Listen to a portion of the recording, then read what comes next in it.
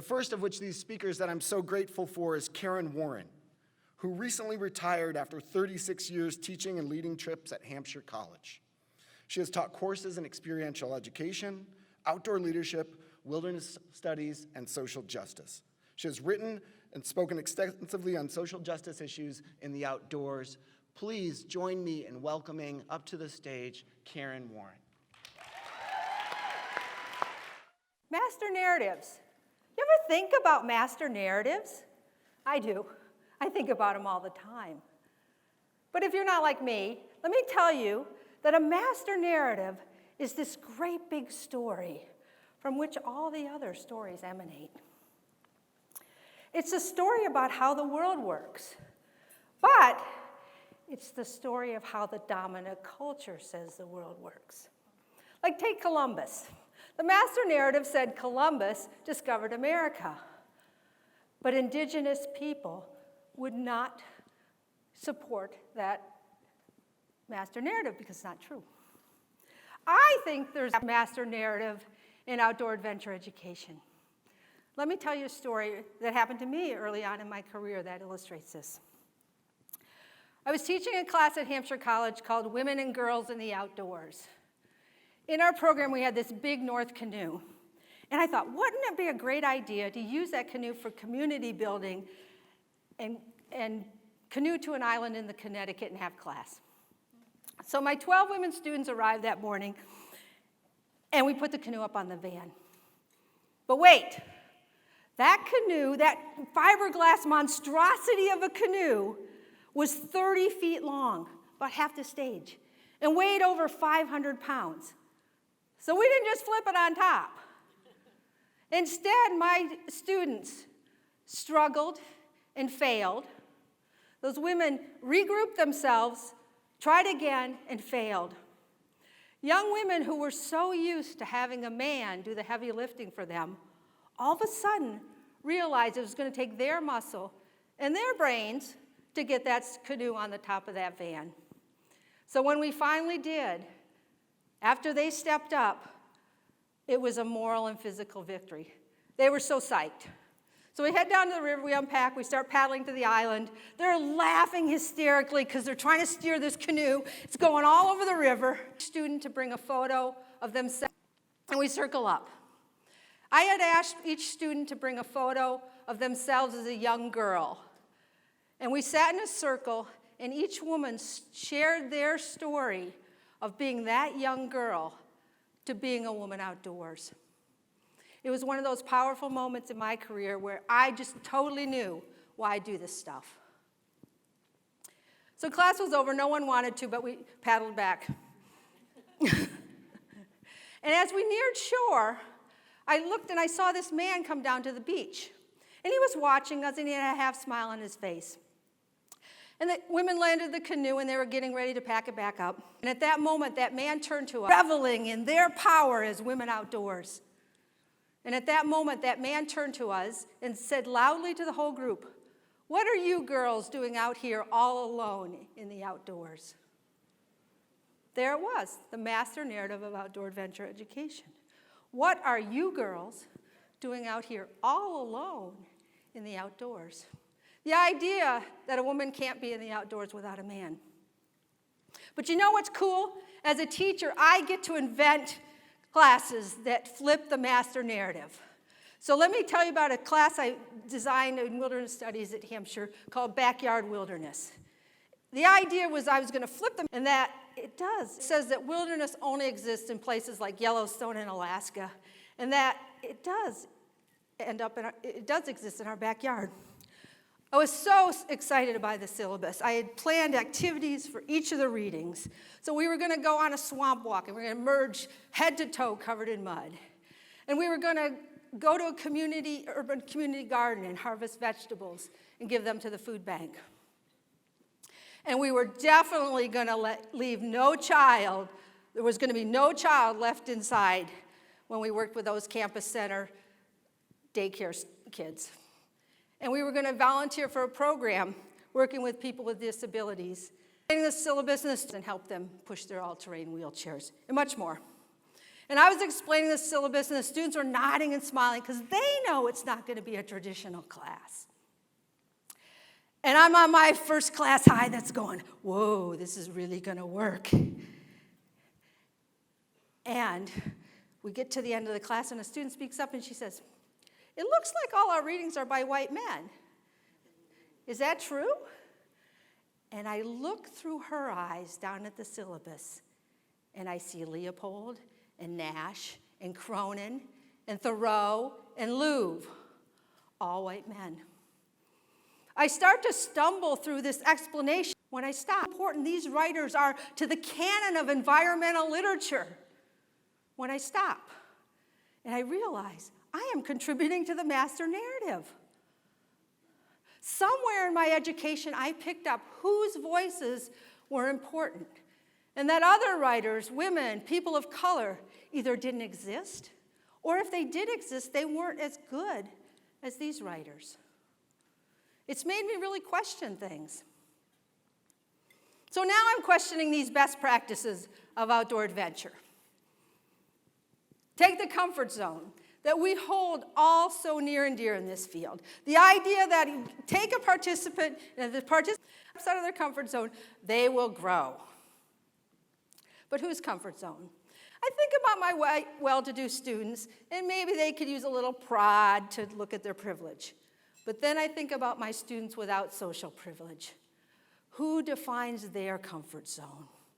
What about my transgender students who show up already so far out of their comfort zone when they come to a class or trip of mine? They aren't learning from discomfort. They live the reality and hurt of it every day.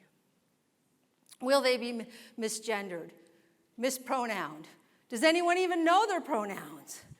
Will I stumble so much around trying to say the right thing to them that I'll be more focused on my experience than theirs? And what about if we go outdoors? What outhouse will they use? What tent will they share? These students don't need an exit from a comfort zone. They need a place of unconditional comfort, safety, and acceptance. So, if I'm to take anything from all of these experiences I've shared, it's that there is a master narrative that rests very comfortably in me. And my challenge is to dismantle that single story of dominance and lift up the multiple stories, the diverse voices, the silenced voices that we're all yearning to hear.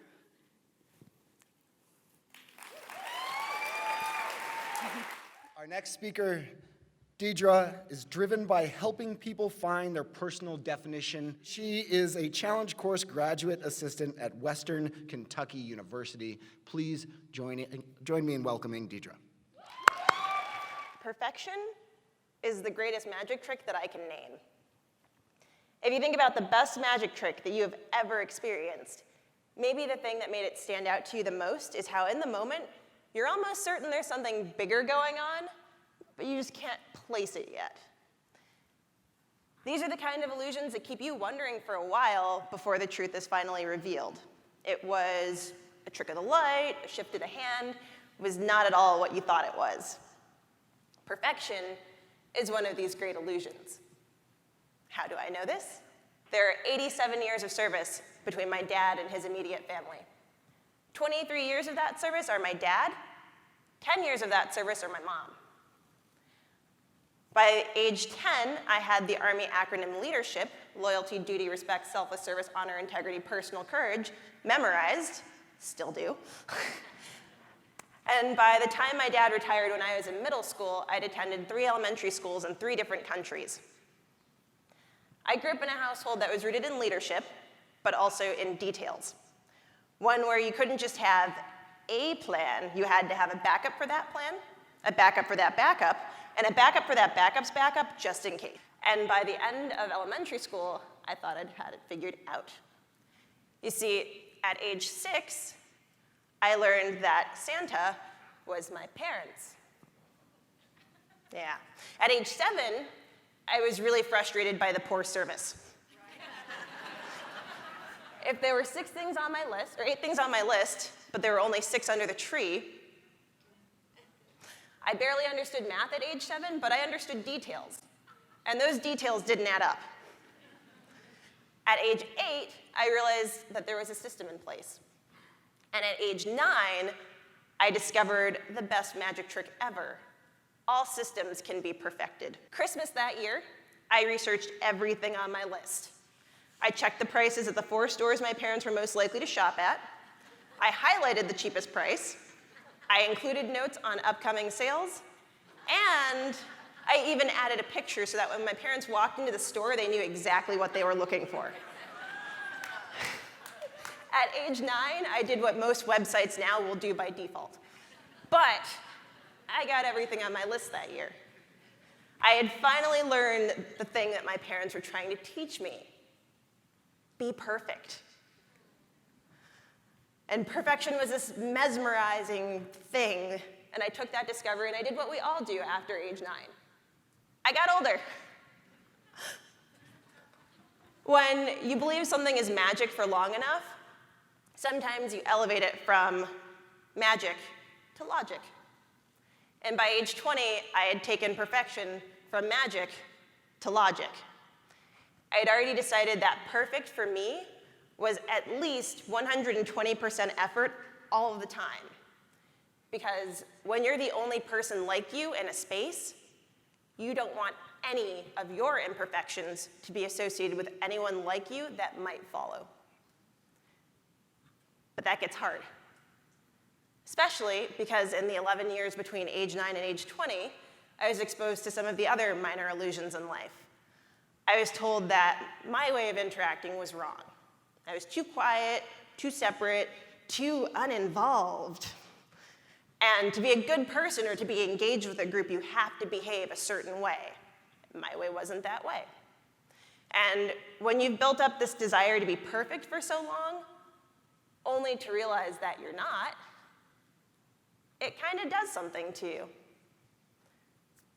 Why exist if you can't exist perfectly? The answer to that question came, as these things naturally do, in the form of a sorority team building program. As a student facilitator with 1.5 years of experience, I had seen everything. This group was coming out to work on building a community. They were all new members, they didn't know each other very well, and their returning members that were advising them wanted them to start off with a group bonding experience. Cool. So, myself and the other facilitator, Mark, chose some team bonding favorite activities: TP Shuffle and Mohawk Walk. We picked these because both activities require a certain amount of communication to complete them and a certain amount of physical touch. And I remember watching them thinking, oh, this is not the right way to do this. This isn't the perfect way. In fact, this is kind of my way. They were too quiet. They were too separate. They were too uninvolved. And there was no way that they would achieve their goals that way. But they did. And I can still remember after the final debrief as they were leaving, standing there with Mark, nodding our heads in that slow way that people do when they're confused, with a few, all right then. I was suddenly faced with the idea that there may in fact be more than one way to do or be perfect. And knowing that now, in times of high stress, it's hard to forget, or hard to remember, rather, that my former logic is more smoke and mirrors than science. The lesson that my parents were trying to teach me my entire life wasn't that being perfect is the only way to be right, but that planning helps explore all of the multiple rights that exist in the world simultaneously.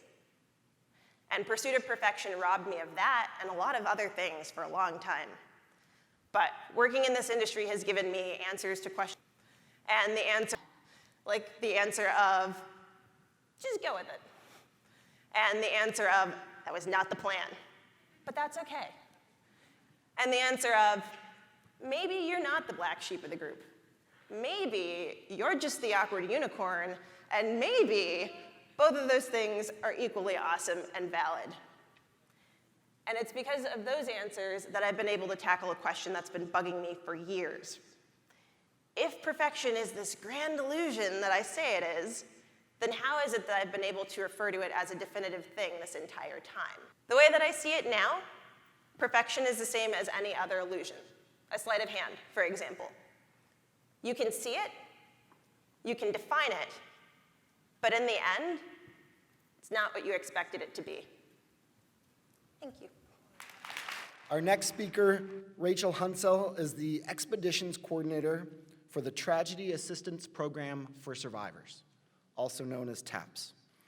Her work entails facilitating primitive backcountry programs, providing compassionate, peer-to-peer emotional support for families grieving the loss of a fallen service member.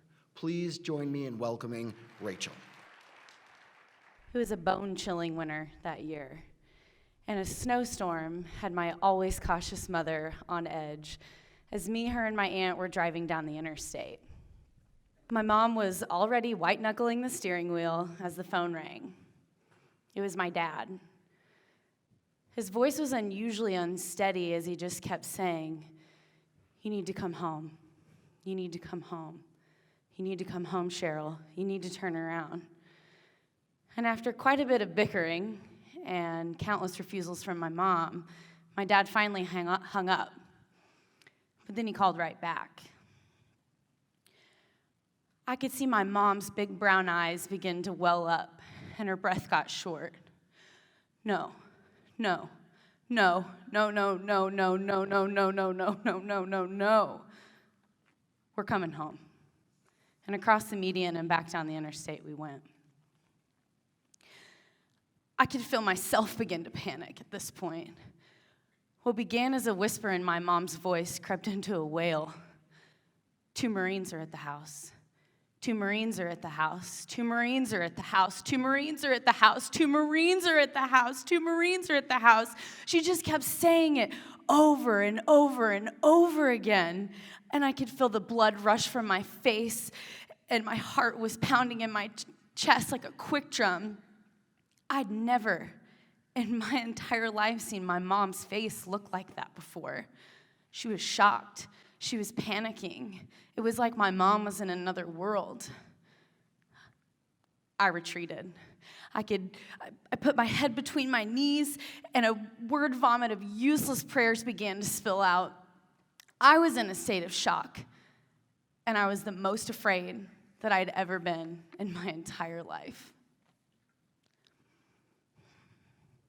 When I hugged my brother for the last time in the August heat, I prayed that day and every day after that I'd get to give my big brother a bear hug when he returned in the February cold. It was Friday the 13th in the month of January in the year 2006. I was 14 years old, and on behalf of a grateful nation, my big 19-year-old brother Kyle had died. It was like this kid was born for the Marine Corps.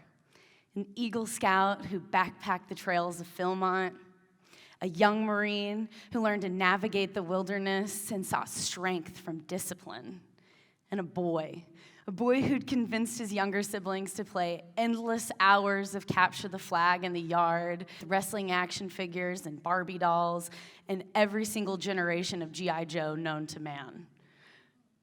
Those memories are few and far between now for me, but they're ingrained into my soul.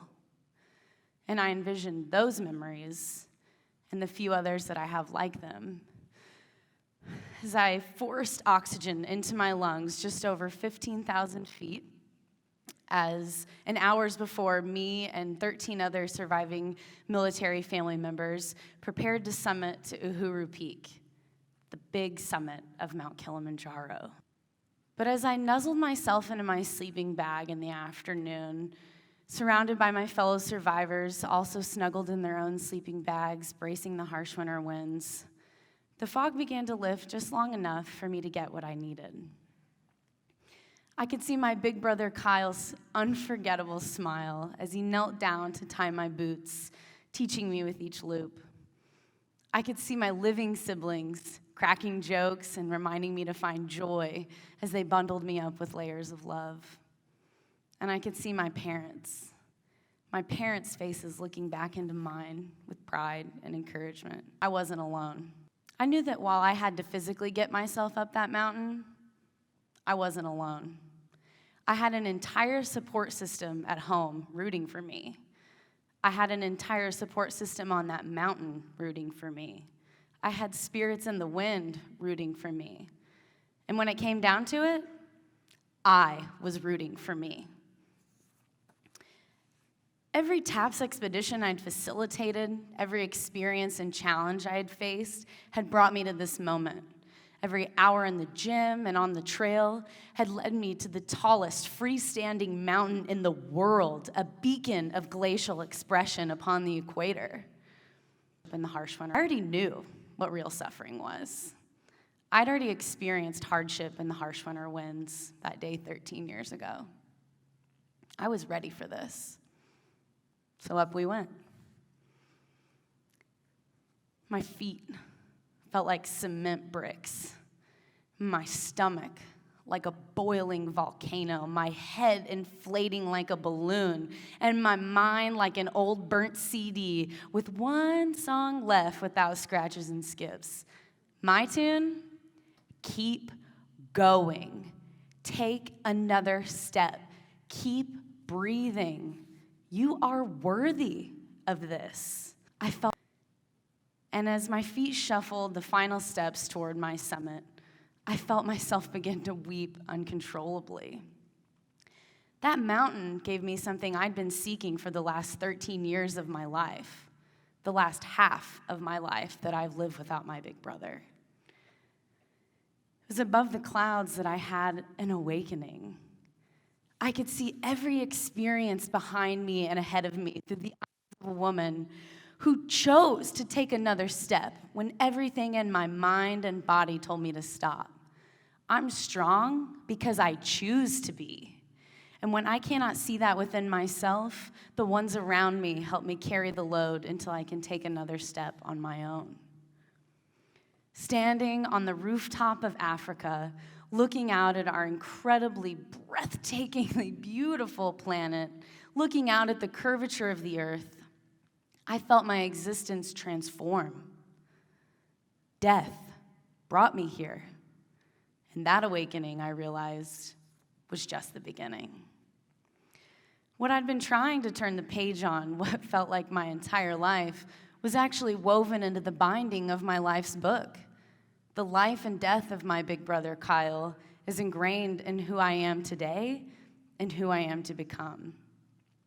I am his living legacy, yet I am so much more. I'm a survivor in the wilderness of grief. Thank you very much.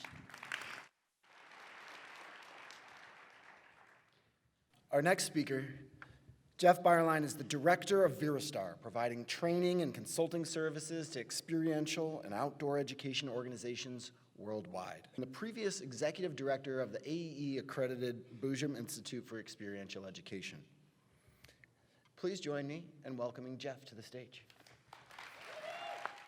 The firefighter reaches behind his seat and pulls out a heavy oxygen tank and a full face mask. "Put this on," he says, with a serious look on his face. The smoke inside the fire truck is thick. Inside the thin glass window is an inferno of superheated smoke and flame. We can't see much, but one thing we know. The outdoor education campus, a 335-acre facility of offices, staff housing, and campsites, it's on fire, and it's burning down to the dry desert ground. Just 45 minutes previously, I had noticed a huge billowing cloud of smoke a few miles away in the high desert hills. It was a hot July day in 2006 at the Boojum Institute's outdoor campus not far from Joshua Tree National Park, and it was dry and windy. Lightning hit the high desert. A call came for us to evacuate. "Get in your cars and drive away now," I told my staff. As it headed down the mile-long single-track dirt driveway, I could see a wall of fire racing down a hillside towards the Institute. It was so hot that Joshua trees were bursting into flame even before this wall of fire 30 feet high reached them. I could hear the roar overhead of a Forest Service DC-9 plane as it dropped blood-red powdered flame retardant on our offices. Fire trucks began to arrive, blocking the driveway, and so I had to shelter in place. Now, huddled in the cranter before its truck where I had taken shelter, my mind went back to the outdoor education center before its immolation. Custom-built, high-end residences and offices in pristine condition, a full-size wooden barn for storing our outdoor gear, an on-site crag ready to be developed into a climbing area and campgrounds, and exclusive use of a 17,000-acre private nature reserve for Boojum's overnight expeditions. All this had been given to Boojum by a reclusive billionaire who had used it as his personal high desert estate and who had also provided a $1 million grant to provide outdoor education experiences. But now, the smoke is clearing, and it's safe for me to leave. I get in my car, and I drive into town and meet my staff at a coffee shop. All the possessions I have with me are my clothes on my back, reeking of smoke. We open up our work laptops, turn on our cell phones, and stare at each other. We have students in the field on week-long and multi-week wilderness expeditions across the American West, but we don't have a pencil or a paperclip to our name. 35 years of paper records or smoking cinders, vehicles burned, blackened, melted. Our staff house is ashes, along with a personal possession, clothing, climbing gear, computers, everything of 19 field staff. We had moved there just 11 months previously from decrepit and run-down rented facilities, and now, so suddenly, it's gone. In grief and in shock, we thought to ourselves, how are we going to support students in the field? Will our organization survive? What on earth are we going to do? I thought back to my years in the field, carrying heavy canoes across rocky portage trails from lake to lake in the Boundary Waters wilderness, mountaineering with students in the North Cascades, sea kayaking, climbing, sailing, caving, canyoneering. And I thought to myself, you know what? The only reason I think we can fix this thing, we can overcome, is that I faced such great challenges in the wilderness with my students, and somehow, with tenacity and grit, we persevered. That's what's given me the confidence to face this monumental task. You know what? This whole character development and confidence building thing of outdoor experiential education, I think it really works. My staff, too, had balanced high in the ropes course on a wobbly log, determined to get to the other side, had clung to a cliff edge, determined to get to the top, but unsure of how to get there. And they, too, had persevered and drunk deeply of the knowledge that there is more in you that you know, and that together, with teamwork and resilience and perseverance, one can accomplish great things. We're homeless, disoriented, and unsure of the way forward. But we determine that we will rebuild and we will recover. Boojum staff brush the ashes off their clothes, dig deep inside for the resilience and confidence that's there, and begin. Donations flow in from around the country. A $10,000 grant from REI, free office space from a kind stranger, and from Outward Bound in Red Lodge, Montana, cases of outdoor gear. Success is a copy of the Red Lodge phone book. Success is uncertain. The way forward is unclear. But we are inspired by our students who faced their fears in the wilderness and trembling overcame them one by one. We draw strength from them and each other, and we inch our way forward. Within a year, Boojum's capital campaign allows us to buy a new outdoor campus, complete with staff housing, offices, and a gear barn, a metal, fireproof gear barn. We cancel no programs, and we compensate instructors for all the possessions that they lost. The unknown capacity challenges and ourselves as experiential educators facing outdoor challenges in sun, mud, rock, and snow gave us the tenacity we needed to persevere.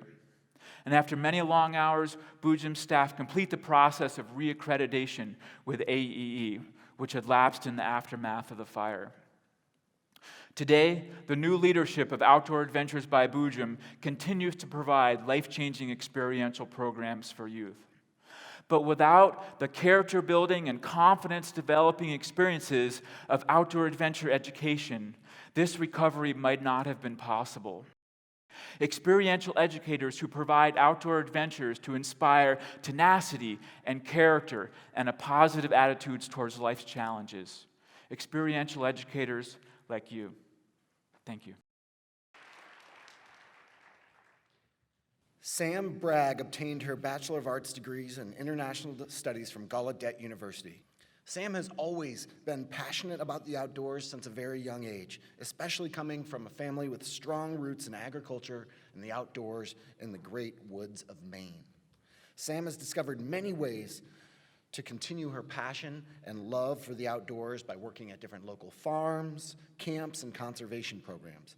And she's eager to continue participating in the current dialogue on how to create diverse and inclusive environments for outdoor programs throughout the nation. Please join me in welcoming Sam. I had an instructor one time ask me, what is it about deafness that's easy? It seems like you have so many challenges. Tell me what it is that's beautiful about deafness. Is there any part of it that feels beautiful? And that question really made me think. What does it mean to be deaf in the outdoors? How getting my degree in outdoor leadership program at Saybrook University, I had 3 different expeditions that I was going to be going on, and it was really the first time that I had experienced autism in the outdoors. And that instructor's comment from before had really struck me. I was thinking, do I have to really spend time explaining what is beautiful about deafness?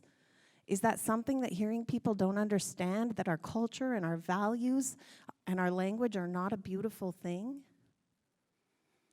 And so it happened one beautiful sunny day when we were in the canoeing part of our expedition. I was expected to set up the day, to have the instructions ready for the day, to have the mileage, the mapping, all of those pieces ready in order to get out there. But I decided to do something radical. I decided to challenge the group by doing challenge by choice. In that, I asked people to either put on a blindfold or earplugs and navigate the river. The goal of that, to have the earplugs or have the blindfold, was to take away one of the senses. Because when you take away a sense, you have a more heightened use of the rest of your senses. So when I asked people to do that, I asked people to put on the blindfold and I asked them to use the earplugs, and they were perplexed by this and really uncomfortable with the idea of being in the outdoors without all of their senses. And they were challenged by my plan, and I wasn't even sure if they were going to take part in it until one instructor who was bold and went into the group and decided, I will indeed put on this blindfold and go through the rapids. And the rest of the group was completely shocked, so surprised that they were going to do it.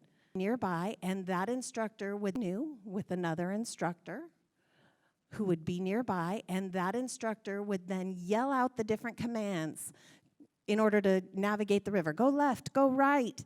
And the instructor in the canoe then did their best in order to follow those commands. Everybody on the shore was watching, waiting for disaster to happen. But indeed, she was able to make it through the rapids. And I remember watching the group during that experience and thinking, wow, it's so amazing for them to be seeing this. And that moment was so powerful for me and such a validating feeling to be included in that group from then on. You know, everybody, of course, said, okay, now me, my turn. I'm going to go ahead and do a blindfold, use the earplugs. And then there were some people who did both, which I thought was impressive and a little risky. But really, it helped them with their autism bias and looking at that and taking ownership of the bias that they have. Autism bias is really about believing that a person who is hearing is superior and that they have more ability than somebody who can't hear. And often autism bias affects the limitations or other education classrooms or really even the outdoors in the same way that other people do. So being involved in that group, my instructor came to me and said, your participation in this group has forever changed us. We're now able to access the outdoors better than we ever have before, and we want to make new access for deaf people. In that, we're going to go ahead and get something called deaf gain. And that is a word that I like to use in order to replace hearing loss. Deaf gain is what deaf people give to society. Give that to all of you, give to the culture. It's our language, it's our experience, and we give that to all of you. My cohort benefited greatly from deaf gain. When we were rappelling canyons, we were able to, even in the windiest of days, communicate with the belayer and talk about what we needed to do. We would let them know if we were ready, if we needed to hold, and the whole process was so much smoother, even knowing that the wind was there. By using sign language, we were able to communicate with each other.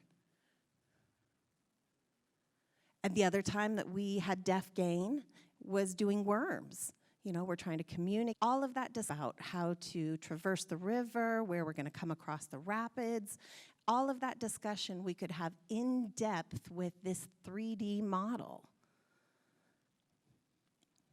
We had to navigate the maps, and we would be looking at it in this 3D perspective. So we could look at the micro and the macro portions of the map together and be able to really use that map in a 3D way that benefited all of us. There's a lot of challenges that come with being a deaf person, but I was so inspired by my cohort and their open-mindedness and inclusiveness and ability to help me learn, and that they were willing to learn language to communicate with me. And I know the heart of the universe is that we all need to feel like we belong, that we give, that we're valued, that there's enough space for us to learn and grow and be included, regardless of our abilities. So in closing, there's really many beautiful things about being deaf, and I hope that you will feel invited to be in our deaf world and be a part of deafness in the outdoors.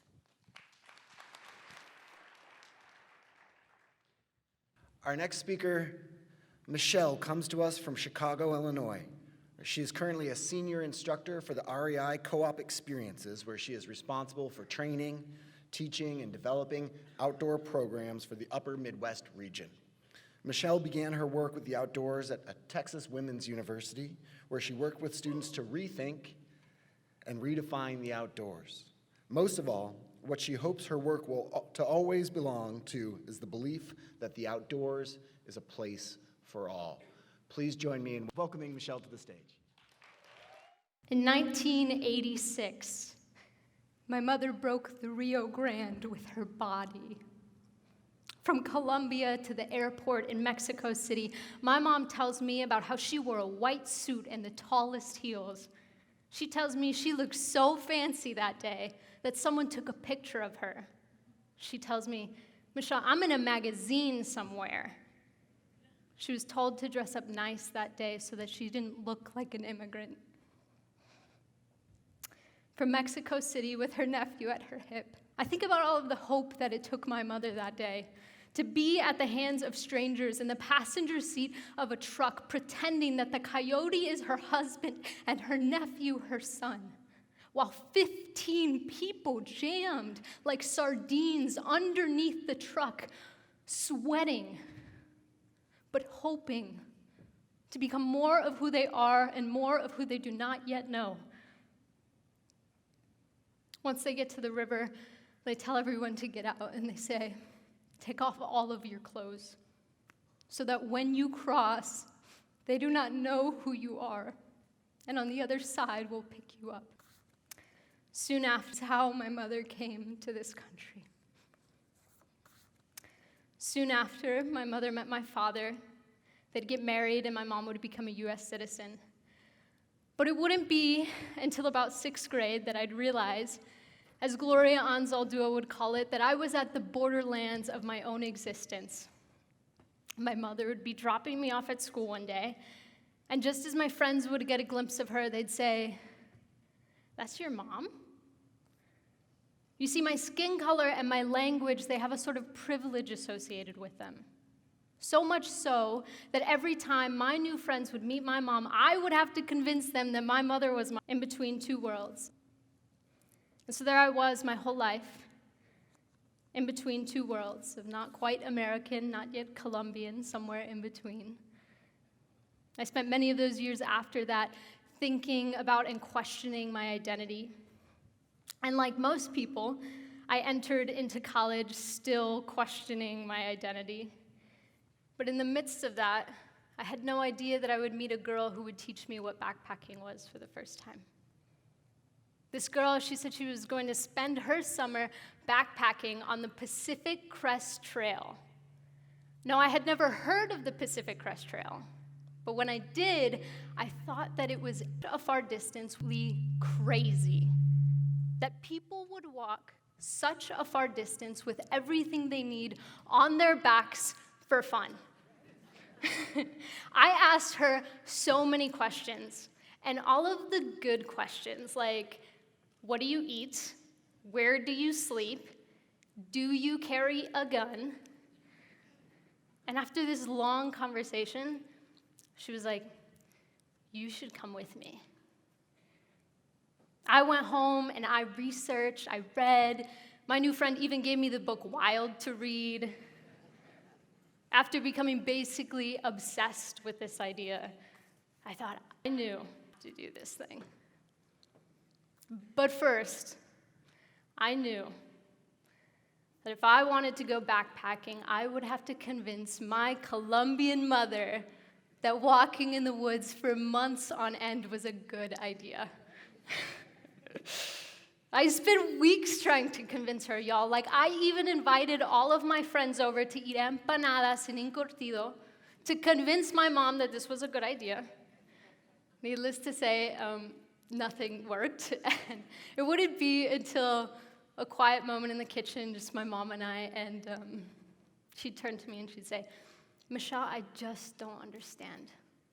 And I said, why do you have to go and do this thing? So I responded and I said, Mom, I just want to find out who I am. And it was like right then and there, in that moment, my mom understood. It was like she understood what it meant to hope for something, to hope to become.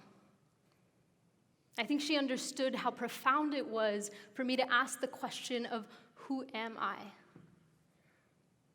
And so she said yes. And I had like 2 months to prepare. Like most people have like a year.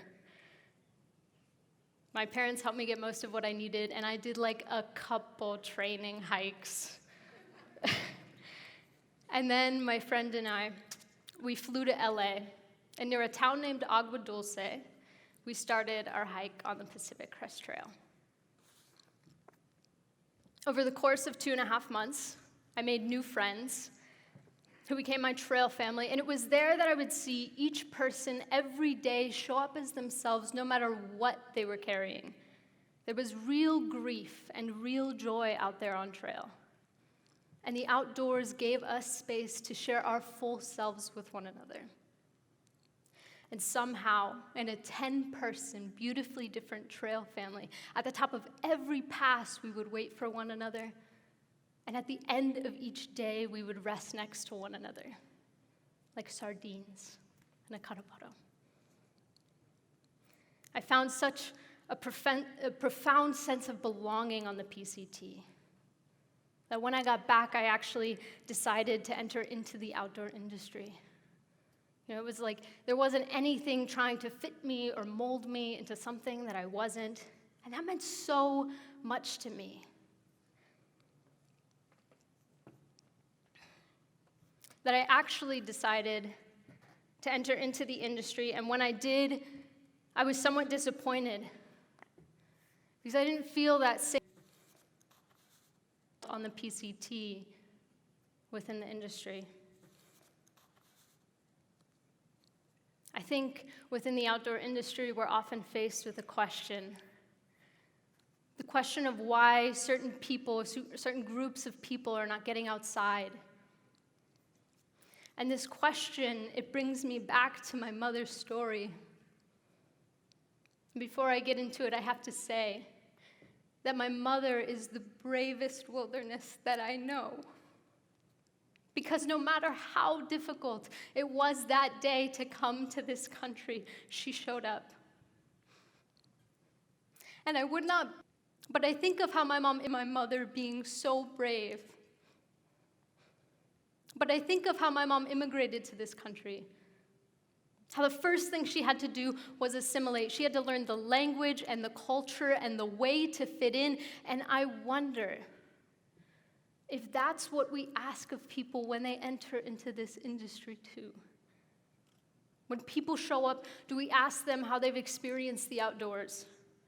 Or do we try to get them to fit into what our definition of outdoorsy is? What if the problem is not the person, but the way that we've structured and defined the outdoors, which prevents certain people from feeling a part of this community?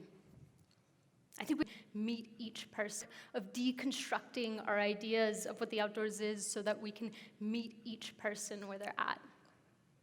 And so with that said, I leave you with a question, one that I've asked myself for a long time and continue to ask myself. As an outdoor community, who are we and who do we want to become? Thank you.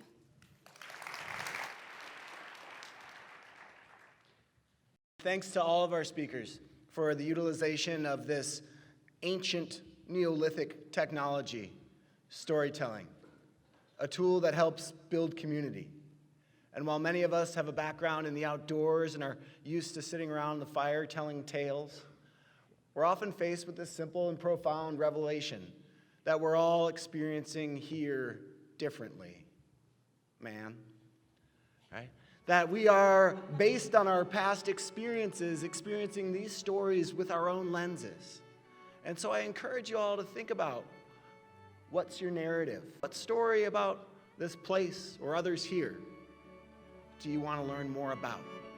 Do you want to unlearn or relearn? Tell your stories. Ask those questions. Be curious about one another.